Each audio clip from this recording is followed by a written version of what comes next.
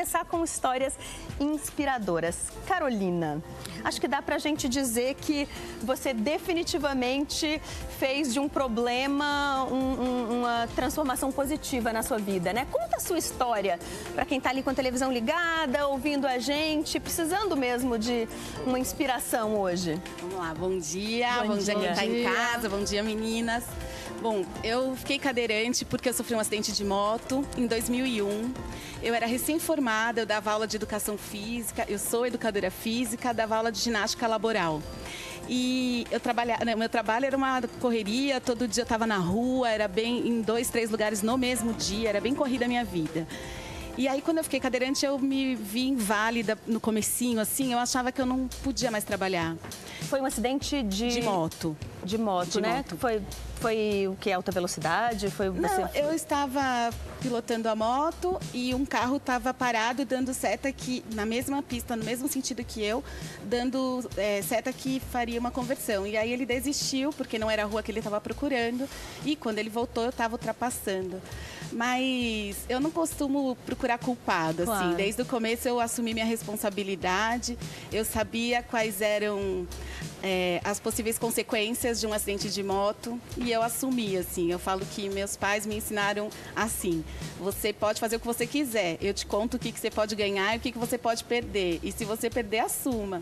Então foi assim que rapidinho eu percebi que a responsabilidade era minha e que da mesma forma eu tinha que buscar uma forma de viver melhor com essa condição que hoje eu tenho, né? E num primeiro momento, teve revolta, tristeza, depressão? Como é que você superou o primeiro momento, que com certeza foi de choque, né? Foi um choque, mas é bem difícil eu falar. Eu gosto até que quem estava convivendo comigo naquela época contar, porque você fala assim, eu nem chorei. De fato eu não chorei, mas não foi não chorar, não ficar triste. É que a minha família, nós somos muito unidos. Então eu tenho 2 irmãs, eu sou a irmã do meio, mais ou menos da mesma idade. E quando eles saíam da porta do hospital, assim, da porta do meu quarto, eles voltavam limpando lágrimas. E eu pensava, se eu chorar, eles vão chorar muito mais. Então, para não deixá-los tristes, quando eles voltavam, eu estava bem. Aí eles começavam a perceber que eles não tinham por que ficar tristes se eu mesma estava com essa força, né? Então eu fui dando força para minha família, e aí o tempo passou e tudo aconteceu tão rápido. Eu voltei a trabalhar, rapidinho eu já estava namorando, eu já estava dirigindo, 3 anos depois eu estava grávida. Então, assim, não deu tempo, de fato, de viver o luto, sabe? E o mais legal dessa história, sabe o que é? Além de fazer uma transformação na própria vida, a Carolina também resolveu que ia ser um agente de transformação social e começou um projeto para ajudar empresas a olharem para as pessoas que têm qualquer tipo de deficiência física de um outro modo. Eu queria que você contasse agora para a gente do projeto. Ah, muito legal. Eu abri uma consultoria que chama Talento Incluir, porque eu estava nas empresas dando aula de ginástica laboral e as empresas queriam me contratar. Aí eu falei, por que elas querem me contratar, né, para secretária, por exemplo? Não tinha meu perfil, eu sou educadora física. Aí eu falei, gente, elas querem me contratar por causa da lei. A lei existe, cobra, mas não ensina como fazer. E aí eu acreditei que a minha história podia ajudar as empresas a fazer diferente. Porque na minha história de volta ao trabalho, acima de tudo, meu perfil, a minha vocação foi respeitada.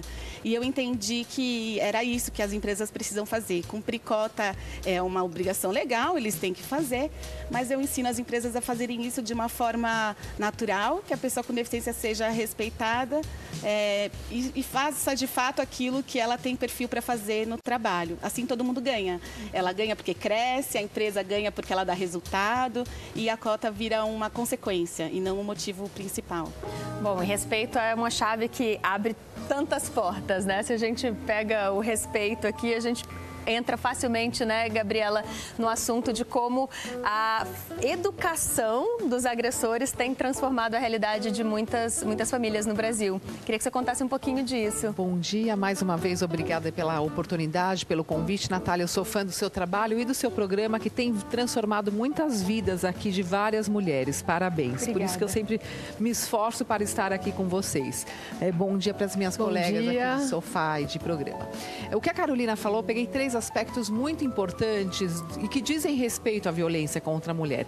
A primeira questão é o apoio da família. Muitas vezes as mulheres estão em situação de violência e não têm o apoio da família. E nessas horas a gente vê o quanto é importante estar próximo das pessoas que realmente querem o nosso bem e que não acham que é briga de marido e mulher e que não acham que ela voltou, ela perdoou, então não vamos mais nos meter, ó, tá vendo? Eu falei, ó lá, ela já tá de novo com ela e fica ruim pra gente.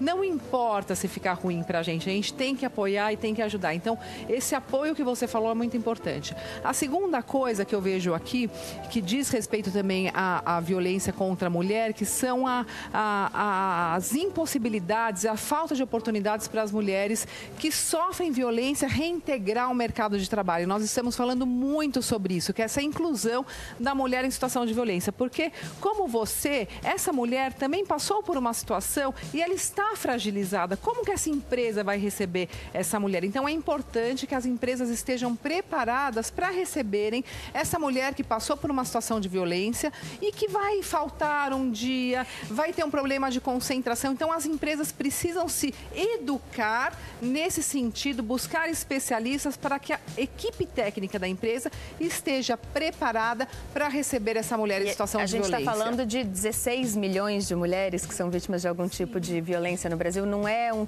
probleminha, nem é uma parcela irrelevante. A gente está falando de muita gente.